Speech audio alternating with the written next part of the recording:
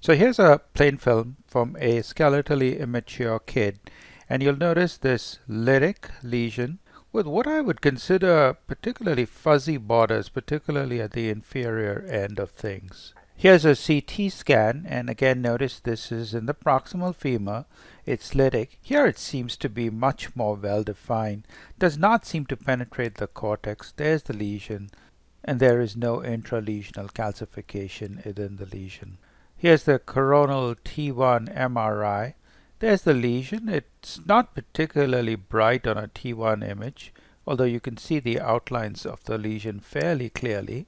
This is a sagittal T2 weighted image. There's the lesion, and there seems to be, the lesion appears slightly more bright on the T2, and there seems to be edema, or this T2 bright area that seems to surround the lesion, probably representing edema. So now what you've been waiting for all along is the biopsy, isn't it? Here it is.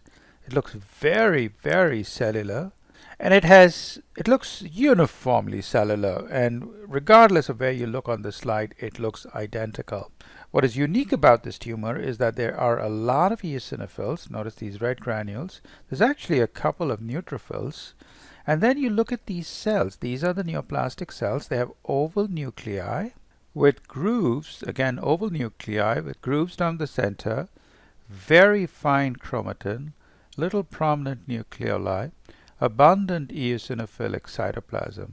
And wherever you look, that feature gets repeated over and over again. There's moderate eosinophilic cytoplasm. Do you guys have a diagnosis? This is indeed Langerhans cell histiocytosis, or what I often incorrectly call eosinophilic granuloma. It has a very characteristic staining pattern. The neoplastic cells are diffusely and strongly positive for S100. Note the nuclear and cytoplasmic reactivity.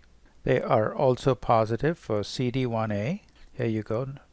Relatively nice membranous pattern of reactivity. And to complete that trio, here is Langerhans. All three stains are diffusely and strongly positive. There it is again, Langerhans. This is Langerhans cell histiocytosis.